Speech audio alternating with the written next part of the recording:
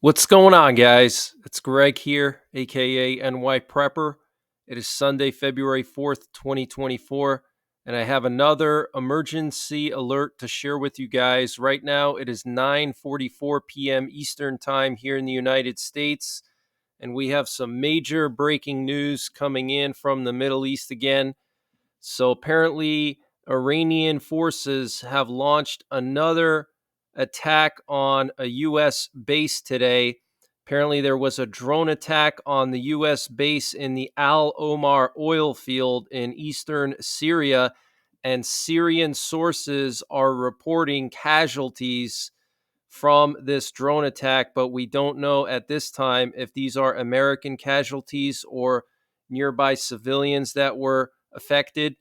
But what you're looking at here on the screen is a letter of confession by the Iranian forces in Iraq claiming responsibility for this drone attack. So, this massive strike that the U.S. launched on Friday night is not deterring these Iranian forces. Okay, they're continuing to launch drones and missiles at our bases. They launched two attacks yesterday after we did that strike Friday night. So this situation is continuing to escalate. And my biggest fear, and we have to pray for our men and women in uniform, guys. Okay, my biggest fear is that they're going to hit one of our bases and it's going to cause like a massive amount of casualties, like a direct hit with some kind of missile or some kind of projectile, and it's going to cause maybe a dozen or more troops to be killed, or maybe they're going to sink one of our ships. Who knows? Okay, but please keep our men and women in uniform in your prayers and their families. Very serious situation, guys. Okay, so the situation's continuing to escalate. It's not getting any better. And from the Houthi front, the Houthis were about to launch more missiles today, and apparently U.S. forces launched another strike today on the Houthis. They used a combination of fighter jets and apparently Tomahawk missiles to destroy some launch facilities that were getting ready to launch missiles. So this is very, very serious, guys. Okay, let me read to you what U.S. Central Command wrote here. On February 4th at approximately 5:30 a.m. Yemen time, U.S. Central Command forces conducted a strike in self-defense against a Houthi land attack cruise missile. Beginning at 10:30 a.m., U.S. forces struck 4 anti-ship cruise missiles, all of which were prepared to launch against ships in the Red Sea. U.S. forces identified the missiles in Houthi-controlled areas of Yemen and determined they presented an imminent threat to U.S. Navy ships and merchant ships in the region. What's interesting is they say defense against a Houthi land attack missile. Then later they say struck 4 anti-ship cruise missiles. So it's kind of weird. I don't know if that's just a typo, if, the guy who constantly has to write these tweets is just getting tired, of writing these tweets every single day. And maybe he just made a mistake, because it's a Sunday. But very conflicting information. But it looks like they did launch some strikes in Yemen today. So the situation is continuing to escalate there. And apparently, Biden wrote a letter to senior members of Congress about the strikes in Syria and Iraq on Friday. Let me read to you what he wrote. He wrote, I ordered an attack to protect our soldiers and assets in Syria, Iraq, and Jordan. The attacks were carried out in a way that limited the risk of escalation and did not cause civilian casualties. The purpose of the attacks is to deter the Iranian Revolutionary Guard and militia groups affiliated with them, and to ensure that they do not carry out new attacks on U.S. soldiers and facilities, and that they do not support them. I will instruct to take additional measures if necessary. Okay, so pretty interesting there. So it's not getting any better, guys. We also had this major breaking news come out of Poland earlier this afternoon. Poland is basically shutting down half their airspace for the next 3 months. They've issued a NOTAM for pilots flying between 9,000 feet and ground level, telling them that they have to turn their transponders on and that they have to listen to the military frequencies to get orders in the event of some type of unplanned military action to secure state security. So this could be Polish air defense, or it could be Polish F-16s being scrambled. But let me just read to you what it says here in the NOTAM. This is basically a navigation warning for pilots. They're called NOTAMs. Unplanned military actions may occur related to ensuring state security. So very, very concerning, guys. And what's interesting about this NOTAM is it goes all the way from the Baltic Sea down to the Ukrainian border in the Polish Carpathians, basically covering the entire eastern and northeastern part of Poland. And Russia is to the north, Belarus is to the east, Ukraine is to the east down here. What's very interesting is that this extends all the way up to the Russian border. If they had this up for the Ukrainian border or maybe the Belarus border, I wouldn't be so concerned. But the fact that this also includes Warsaw, the capital, and the northern part of Poland adjacent to Russia is a huge red flag, okay? And it's valid through the beginning of May. So they obviously had some credible intelligence given to them by NATO, or maybe they had their own intelligence that something could go down, that maybe Russia and Belarus are going to launch a surprise attack on Poland with Iskander missiles or cruise missiles or, whatever, drones. Or maybe they're afraid of a stray missile coming in. But the thing is if they were afraid of a stray missile coming from Ukraine, then they wouldn't have the NOTAM all the way up along the Russian border here, okay? A stray missile meant for Ukraine is not going to go all the way up here around the Baltic countries and then come down through Kaliningrad. That doesn't make any sense. If there's going to be a stray missile, it's going to come in from Ukraine, maybe Belarus, but not up here in the northern part of Poland, okay? The entire northeastern quadrant of Poland is under a NOTAM. This is extremely concerning, okay? In addition to this NOTAM, we know that NATO is doing exercises through June, the largest exercise since 1988. They're going to be using 90,000 troops, hundreds of tanks, okay, dozens of naval warships, supposedly an exercise, but I don't think it's an exercise. I think they have intelligence that Russia's going to make a move on Poland or the Baltics, and they're moving forces now, okay? They're positioning them now, getting them ready, and if nothing happens, then they're going to probably stay there, okay? But this is very concerning, okay? The UK has deployed 20,000 troops into Eastern Europe for this exercise, so-called exercise. Guys, the UK only has like 70,000 active duty troops. So if they're deploying 20,000 out of 70,000, I mean, do the math. That's almost like a quarter or a third of their entire military going to Eastern Europe, okay? You don't do that unless you're expecting something big to go down.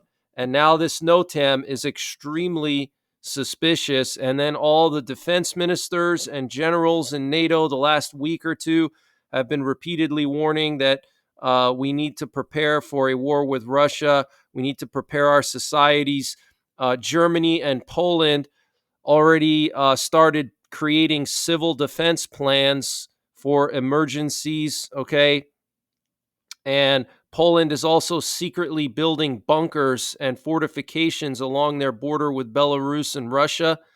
The Baltic countries have already passed a law stating that they're going to be building a joint defense line along their borders with Russia and Belarus, okay? And Estonia said they're going to be building 600 bunkers, okay, which is one bunker for every 1/3 of a mile along their border with Russia, because their border with Russia is 200 miles, 600 bunkers. Do the math. That's a lot of bunkers, guys, okay? So something big may go down in Eastern Europe, and I'm definitely concerned about this because my parents are from Poland, Okay, I'm a son of immigrants. I was born here in America, but basically all my extended family is either in Poland or they're here. So I do still have some extended family in Poland, okay? Aunts, uncles, cousins, they're still there.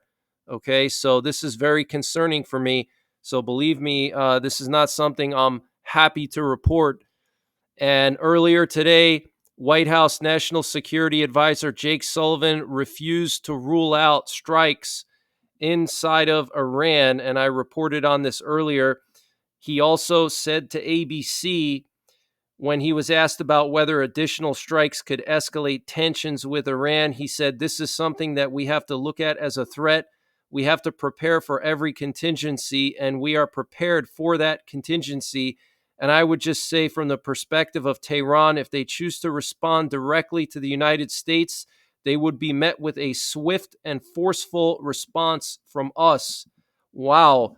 Basically threatening Iran, saying if Iran responds directly, then we would immediately respond with a swift and forceful response directly on Iran.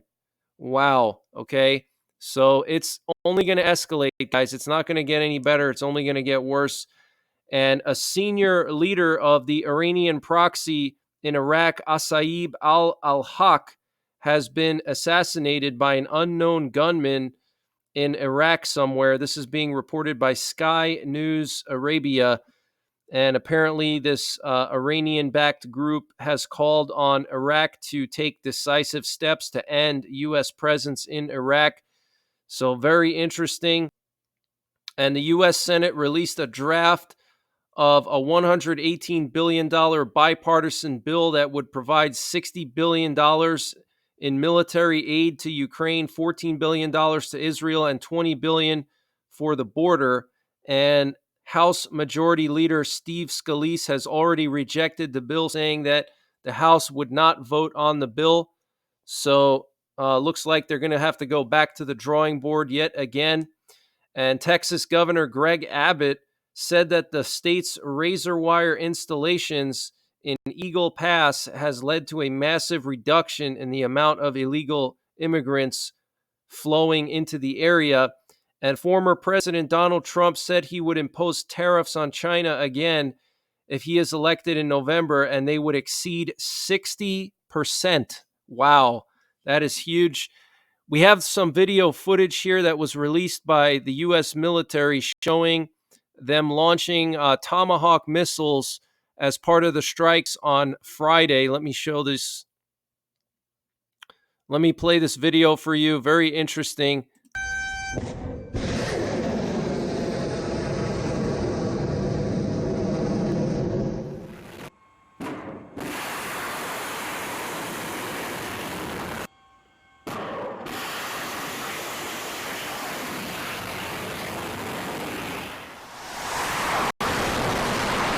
And this is one of the fighter jets that they were using in the strike, but looks like they used Tomahawk missiles as well in this strike Friday night, in addition to the missiles that were deployed from the B-1s.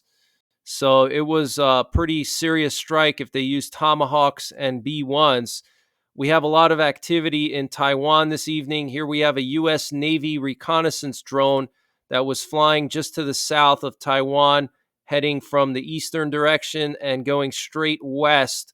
And we also have a U.S. reconnaissance plane and aerial refueler flying just to the south of Taiwan. And they just turned off their transponders, but they were flying right here. Okay, you can see Taiwan is right up here. So very, very interesting. They definitely turned their transponders off so China couldn't see where they were going. But this is very, very interesting. And the Ukrainian President Vladimir Zelensky visited the front lines in Robotyne. This is in southern Ukraine. He was just right on the front line, as you can see. And he gave some medals to his men. You can see he's in some kind of bunker here. Very interesting. So thought I would just share that with you. And Iran is going to be building a space station. Here's a diagram or diorama, whatever you want to call it. And here's a model of that space station. Very interesting. We currently have a massive coastal storm impacting California, supposed to dump up to 10 inches of rain along the southwestern United States. And here we have some footage coming from Southern California. You can see these massive waves. Okay. So if you live in the southwestern US, make sure you're prepared for possible power outages. Winds are going to be howling at 100 miles an hour. Okay. Make sure you have bottled water. Make sure you have some food on hand. Okay. Because this is very, very serious. So I'm going to continue to monitor all these events, and I will be back tomorrow with more breaking news. So make sure you're subscribed. Hit the bell icon down below so you get notified when I post these updates. And until then, take care, God bless, and don't forget the 3 Ps: prepare, practice, and persevere. And this update was sponsored by My Patriot Supply. Guys, My Patriot Supply has brought back their 25% discount on their 3-month emergency food supply. And to get the deal, you have to go to preparewithnyprepper.com, and the link is in the description below this video. And this 3-month emergency food supply has a 25-year shelf life and includes over 2,000 calories per day. All of this food is stored within 6 rugged, water-resistant buckets, and free shipping is included. And My Patriot Supply is also doing a 30% discount on the Vesta self-powered indoor space heater and stove. With this thing, you can safely heat and cook indoors. You don't have to worry about carbon monoxide poisoning. You don't have to worry about burning your house down. It uses special canned heat, and it comes with 24 cans. Each can will last you 6 hours and can warm up a room of 200 square feet. So to get the deal, also go to preparewithnyprepper.com. And also, My Patriot Supply has a general store where they sell all kinds of prepping and survival items. To get to that store, you just click on the My Patriot Supply logo at the top of the page, and it'll take you to their general store. And they have all different kinds of discounts here on various items. They have MREs, they have water filters, they have potassium iodides, fire starters, anything you can imagine. So use the link preparewithnyprepper.com to get 25% off of the My Patriot Supply 3-month emergency food supply and 30% off of the Vesta indoor space heater and stove.